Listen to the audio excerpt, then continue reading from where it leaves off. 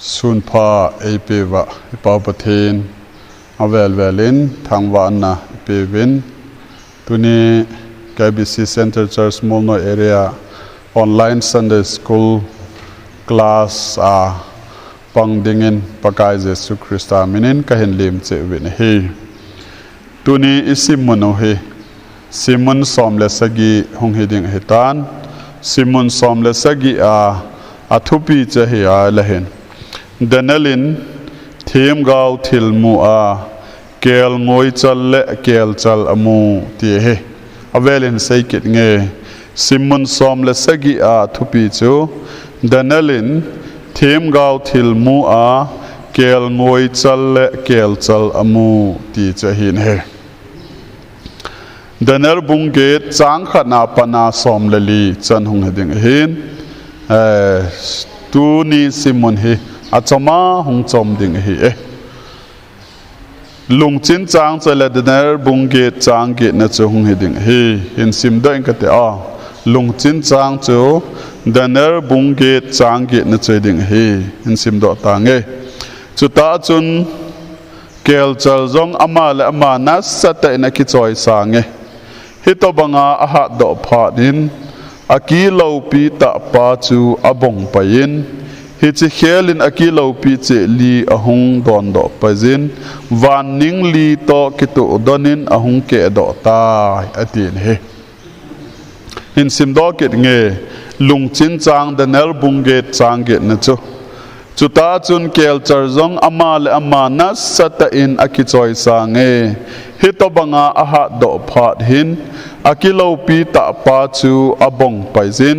hi chi khel hin akilo pi che li ahung don do paizin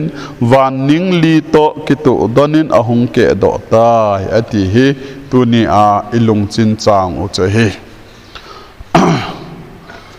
point khat na Daniel thim gau thilmu namun le athilmu akitin hichi pe ham tia le athilmu namun thim gau thilmu akamu masat zo Belshazzar lengpa lengchan kal kum thum lin kumin Daniel kitipa ke ma hi nga thim gau thilmu kimu khat ahong kila kitne ti chu amasa anamu pa chu sumil po ten tua hi ani na thim gau thilmu ahin mu kidetan he hi chi thilmu akimu lai hin amai hoi laya umam tia lehin Daniel hin Belshazzar lengpa lengchan kal kumthum thin kuma he ani ve chana namu hin ama hi susa khopi ilam gam kaya ulai vadung panga he no hin min seikit nge ilam gam kai sunga susa khopi ulai vadung panga hen hichi khonungen medo percent te khopi len ta chu na hitai ti hi tunai sei do nom ven hi hichi hi hoi lai ham te la Babylona ko na hi mile zani le som nga kilometer lai te le kilometer zali gamla khopi chahin he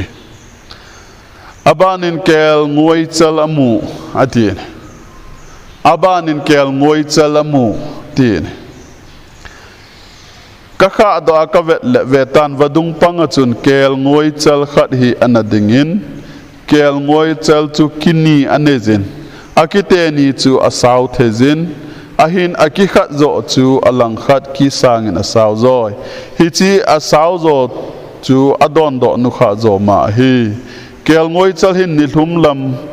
po sa lam po thang lam po adel khumji kamoi ama masanga chu sim khat cha jong apang zo pon ama thaha na ko na achul ha zo jong ampoi aman adel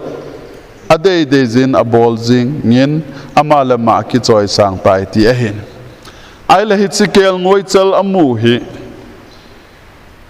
achal ti dam ade pang ti dam hilaya hin kini ahung don doi kini ahung don da in ki khat pa chu asawa hung saw hin asaw zo pa chu le adon nu kha zo cho hi akiti ne hi ama hin salam thanglam solam lunglama al hai to gel jing ne hi ipida hai to ham ai lo la kite ni hi ko ham tia le hi chi kel ngoi chal amu hi thil dang hi lovin medo persian lengam ki sei na hin medo persian lengam ki sei na hin medo mi te to persian mi te hi ki goma saira sin lengwai apu chan hin hi ai la kite ni hi khat asau zoi ahung kitin khat chanyau zoi hung kiti hi ipi ki sei na ham itia le he khunung sanga hi ve isim sual te ka na in Ezra Nehemiah Esther lang hin ve na le medo ki zata lo hin persian lengam bo kiti he tan medo le persian hin lengam khat asim khom hona Babylon azo hona hin ahi wang hin ahung chi ale median mi te hi akhedo tapon median mi te he lengam sima zong anapang tapon amma ho sang hin persian te he ha nin persian ten lengwai ahin putawin khununga kasei ma bangin Izra Nehemiah Israel le khabulang khoi vetna hele medo lengam ki sei tapon persian bo hitan hi history sun hon asei dana hi median mi te hi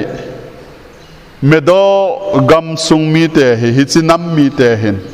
lengam langa hin pan analata povin ama ho hi thim pulampang ahelo la chi na lampang asai sei wala khununga asile kha thim kiti ho jong hi atam zo hi medan mi te na hi tawe ati vin hi lengam sim na lang hen na pang tapoi khat asau zoi kiti chu khununga persian ahung ha ding hi ahin la ilaya i het diwa ka de sa asau zo pa hi adon nu kha he ti so hi chi chu na sei lo na chu lengam hung ki sim hi persian te hi anu kha zo hin median te hi anahat masa leng sim masa hi ven hi khununga persian te to hung ki zo ma medo persian lengam hung ki ti thu hin median mi te hi anahat na medo mi te hi anahat na gal anahat mi te na hi ven hi ai wanga hung sim wala chai na chu medo mi te hi anga a persian se hung hat ki ti chu ilaya ki sei lo na chong hi tai ti chu sei do nom ve abana chun kelchar amu kitikita ne ichun keiman lunga ka gel pe nen vetan kelchar khat ni hlumla ma ko ne hongin leiset lai lung ta hin zot pe in tol tong khalo helen ahunge hichi kelchar hin miteni ka ain lo pita khat se ne je hit teni ka hin ki ati he ki lo pita khat se ne je hichi kelchar hi kini neza kel ngoi chal heng ahungin keiman kamu namun wadung panga chun kel ngoi chal hi anading jing na lai je kel chal chu atha nei cha sunin alhaizin kel ngoi chal chu adel khume kel chal hin kel ngoi chal chu anai lut kamun akita piding lunghang ta in anai lut jengin kel ngoi chal chu atat jenga la kiteni chu atat bongta hiti chu koi ham ki sei na he kel char hi ki sei na hi koidang ki sei na hi pon Greek lengam ki sei na hi Greek lengam hi hung hat do hi ilaya I het diu chu amasa ho chu ga gel do tin sahim amu athum chan na cho hin lut nu itiu I bible wa English ten leopard atiu alhai hat pen lion kel char hi alhai hat dan chu ga aveleu chen hita sei chu aliang bang jing dan chu tol tong khalo helin ahum lai ti khu alhai hat dan ki sei na hin hi chu khuna vet sa hui pi ham tia le hin kain ku te ho Greek lengam hin gampum pi wan noi en la ta bang ahita ne India ge hung lai ya tol tong khalo he la hung lai ki ti chu aha dan chu wan noi hi ala so ta bang he ti na hin ai la ba na hi pham ti a len amit te ni ki ka aki khat sau ta hung don da ti hi Alexander the Great ki sei na hi Alexander the Great hi a ki khat se hung don do ti hi ama hin hi te a hung don do ha ta hung don do hi a hin la ivet na hele ipikiti am ti al hin aki a hung sau lai ta in hi chi kel chal ki chu hung bong tai ne a hung bo na lai chun kili a hung don do ne kiti Alexander the Great ha na le gamzo se la a leng vai pu de hin ti ta he amma sun le pa be ya hung mo thi cha se na hin a khang don lai ta thi he ta amma thi ta ji chun anoi do wa general li ho amma ho invite a hin pu chu kili ki se na chu he ta ne hi tun point aban chu vekit hote kelcha ki li la akineu khat hung don do kit ti hi chang kwa pat chang som ni bungge na akili la chon kineu cha khat hung don do kinin hi che kineu cha cho hung khang do in alien do kitan thanglam angan ni solam ngan chule gam leisen ngan hung khang in hi akhan be kit na lain wan lo pin hoge phatan a si ho la pha be jong api hlan to la hung tha ve chule hi chi a si hoge jong hin achil goi jeng in chin ama jong hi acham ta in akichoi sang ki nen ati hi koi asen hamma he akili la a kineu khat hung don do kiti hi koi ki sen ham etial he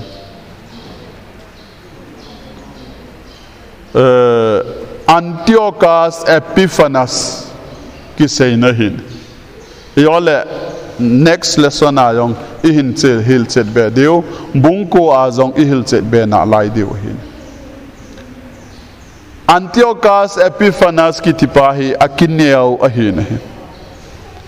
hi chi hoi lai le khabua ki muam tial hin apocrypha ki ti le khabua khon imu deu hin ai le lai hin vet diwa ka dei sa chi pham tial hin akili la a chun akineu khat ahung don do in ama chun vai a hin putan vai a hin po in apo dan chu Antiochus Epiphanes in vai a hin po dan chu Jerusalem zong a hin la in Jerusalem temple zong agalu nin Greek te pathin Zeus kiti Greek te pathin lim atung do in ama zong pathin dan in aumin gancha thing lowa kil haina bolin hichi chun Jerusalem temple jong chan subo in Israel pum pi yong chama khut noiza anakoi ta ne hi Antiochus Epiphanes hichi chu akisei na penta hi ti hi tunia isei do nom ven hi avelin I het he na divin abula panin hin la son kin kate kel ngoi chal anamu in hi kel ngoi chal chun kini ane jin hi kel ngoi chal kiti hi medo persian lengam ki sei na hi kini ki sei hi lengam ni medo lengam le persian lengam hi akini la chun khat hung sau do kiti hi khonunga medo lengam ki chaya persian lengam a hat dan ki sei na hi Cyrus waipo na abana chi pham te ale kel chal khat hu hat kinin kel chal chun hi kel ngoi chal chu asul hutai kiti hi koi ki sein ham te la hi kel chal hi Greek lengam ki sein na hi amit te ni ki ka a ki khat hung don da kiti hi Alexander the Great ki sein na hin aha don lai ten hung pul hai kiti hi ama in lengam zo se la cha ya waipo de hin got pha na ma ki chai thu ki sein na hi kain ko te ha ai lai chi aki bo na lai ta akili hung don do kiti hi Alexander the Great ama thi zawa generally ho hung hat dan ki sei na hin he helaya chun kineu khat hung don do ke ne kiti chi koi ham te la Antiochus Epiphanes ki sei na hi class ki teng la whiteboard mangcha in hoi ta in ana sei ki na hute tuna chai na point na lu na hutin mi thiêng khát lệ mi thiêng đang khát kỳ hồ na trang xóm lệ thum lệ xóm lệ đi na hi chun mi thiêng khát in thu a sei ka zan a thu sei pa chu mi thiêng đang khát man a ho ven hi tin a se ye hi chi tang lo he la pum go thil to ki to thu dol le imayo se hom ke wa sa jeng su khil na thu dol mi thiêng te le sipai ho keng to chot pha nei dinga ki pi dol thu dol hi them gau thil mu thu dol hi iti chan ge ya hi ta ni ham tin adong e chu pha nin khat chun khat za sei pe nil ha le jingka sang ni le za thum ge ya hi ta hi ding hi chu zo te le mun thieng jeng zong na ding dola ki ko ya ki tha sem do ki ding hi atin hi ai le lahin danelin alung adong ta avet na hele mi thieng wa na hin mi thieng ni hong ke ho hone ti ai le hiti a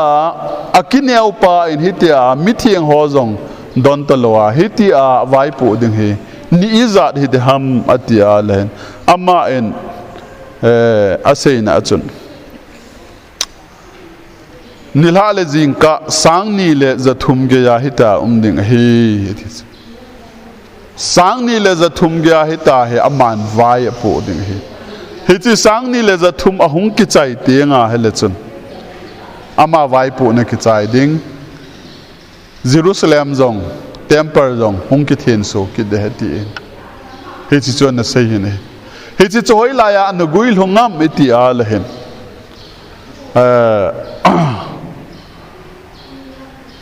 Mattathias khanga 400 silent zeal kumzali sunga pathian in mi an ho pi lo khanga he chi khanga hen Makabean kiti perot hi chi khanga hen anagoi longin Makabean kiti hi koi ham izole hin sei ke naw ten jong la introduction ta bang hin sei kate Makabean kiti hi Makabis Juda Makabis ama he ei pa wa ile do dinga hale se cha ti na dan hin ama lam kai na a he Antiochus Epiphanes an ki sat pia ahin zo thu hi ahin zo a Jerusalem ala kithu hi ti he ya zu Jerusalem temple yong asu thieng kit hi ti he hi chan chu tu nya I class o hi in akiteng le hi chima ma chu hin alai ding ale do na ding hin hi chi pa chu iwet kit diu hi tu ni a online class a hong za ho zo se na chung che wa ki pa thu ka sen pa pa thien phat thein bo taw han